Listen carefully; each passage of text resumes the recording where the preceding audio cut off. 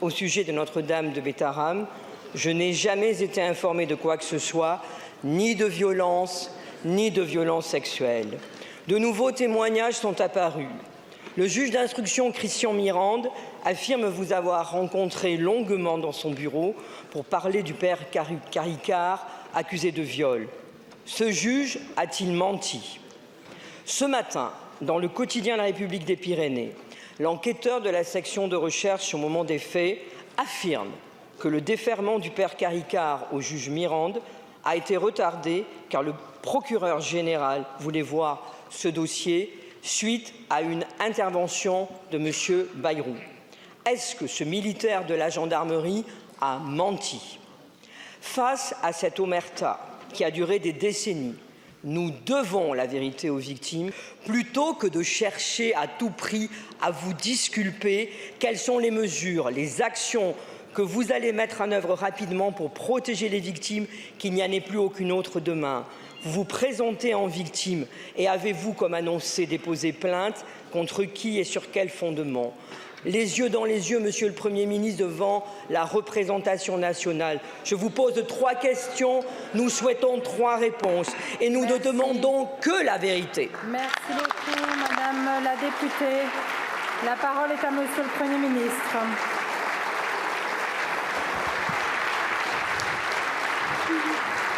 Merci, Madame la Présidente, Mesdames et Messieurs les députés. Madame la députée, j'ai passé la journée de samedi, comme vous le savez peut-être, avec le collectif des victimes. 3h30 ou 4 heures d'une émotion intense. C'était la première fois que quelqu'un les recevait et c'était d'ailleurs la première fois qu'ils étaient réunis. Et ils ont exprimé plusieurs choses qui étaient terriblement bouleversantes et qui naturellement font que nous ne pouvons pas sortir indifférents devant ce qu'ils ont vécu il y a des décennies parfois.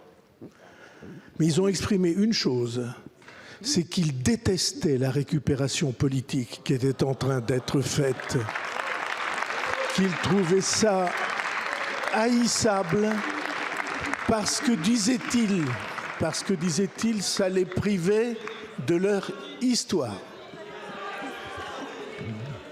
Une fois qu'on a dit ça, je vais répondre clairement à votre question.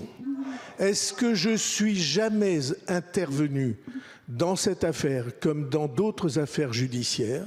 La réponse est non, jamais.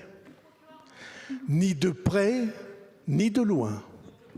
Et je vais vous en apporter la preuve. Il se trouve, alors, vous avez cité le nom du juge d'instruction Christian Mirande, c'est mon voisin depuis 50 ans. Dans mon village, vous ne savez pas exactement où c'est, mais c'est en effet une amitié depuis très longtemps, avant même qu'il ne soit magistrat. Et donc, est-ce que nous avons pu parler avec le juge Christian Mirande de cette affaire? Sans doute oui. Mais la preuve est absolue. Un magistrat n'a pas le droit, c'est un article central du Code de procédure pénale, un magistrat n'a pas le droit, sous peine des sanctions disciplinaires les plus sévères fixées par le Code de procédure pénale à 3 ans de prison, un magistrat n'a pas le droit de communiquer le moindre élément du dossier dont il a la charge à quelque personne extérieure au dossier que ce soit. Et donc, Christian Mirande est un juge d'absolue intégrité et il n'a jamais communiqué le moindre élément du dossier. On a pu parler de l'ambiance, on a pu parler de l'établissement, jamais du dossier. Ensuite, le procureur général, Monsieur Rousseau, je ne le connais pas. Et il est mort il y a 22 ans. C'est très facile de lui affecter les choses. Mais la certitude pour moi est la même. Ce haut magistrat respectait exactement de la même manière les règles de sa profession, qui est d'ailleurs une vocation, et il n'a transmis à personne, il n'a eu aucune communication avec quelqu'un, avec qui que ce soit, sur ce dossier. Et la preuve, c'est que s'il n'a rien dit, je ne savais rien de cette affaire, je n'ai pas été associé en quoi que ce soit. Mais si je ne savais pas, d'autres savaient. Parce que j'affirme devant vous, et vous le vérifierez, que le procureur général, lui, a tenu à informer la chancellerie sur ces affaires à 4 reprises dans l'année 1998. Il l'a fait téléphoniquement le jour de l'incarcération et il l'a fait ensuite à 3 reprises par écrit en signalant la gravité des faits. Qui était ministre de la Justice ? Quel était le gouvernement à cette époque ? C'est le gouvernement socialiste de 1997 à 2002. Le ministre de la Justice est Elisabeth Guigou. Et je ne peux pas imaginer que le ministre de la Justice n'ait pas tenu compte d'un signalement aussi grave par le procureur général. Et j'affirme qu'en tout cas, quand j'étais au gouvernement,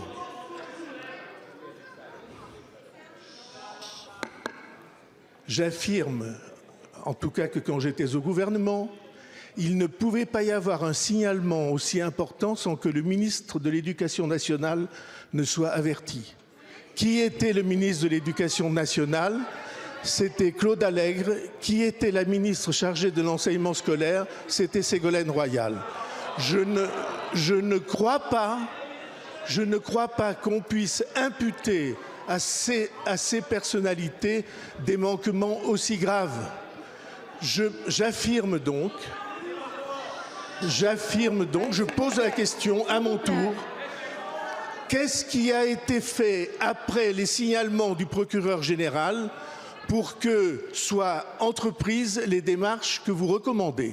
En tout cas, pour moi, lorsque j'ai été en 1996, c'est-à-dire 2 ans avant, lorsque j'ai été saisi de cette affaire, j'ai demandé une inspection dont je n'avais aucune trace, mais qui a été publiée dans les journaux et que je vous invite à lire pour vous assurer de la parfaite transparence de ce dossier. La dernière question.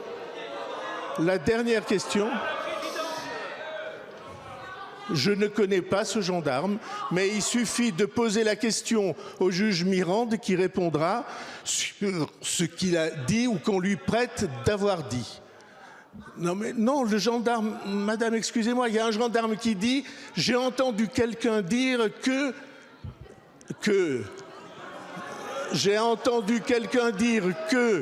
le déferrement de l'accusé avait été retardé de 2 heures. » Je répète que le procureur général a rendu compte le jour même à la chancellerie. Monsieur le Premier ministre, le pays attend des réponses et vous faites le choix irresponsable du déni et du silence. Depuis mardi, toutes vos déclarations ont été contredites par de nombreux journalistes, par un juge d'instruction, par un gendarme enquêteur, par des victimes de Betaram et d'anciens professeurs de l'établissement, par vous-même qui avez changé par 3 fois déjà votre version. Vos mensonges, relayés par une partie du gouvernement, ont transformé l'une des plus graves affaires pédocriminelles qu'ait connue notre pays en un mensonge d'État, en une affaire d'État. Monsieur le Premier ministre, en mentant à la représentation nationale, aux victimes et aux Français, vous vous êtes disqualifié. Un menteur ne peut pas gouverner la France. Démissionnez. Il me semble que le Premier ministre a répondu à toutes vos questions lorsqu'il a répondu à votre collègue Capdevielle, et je voudrais évidemment, comme vous, avoir une pensée, comme on a pu le faire la semaine dernière, évidemment pour toutes les victimes qui, bien sûr, attendent justice.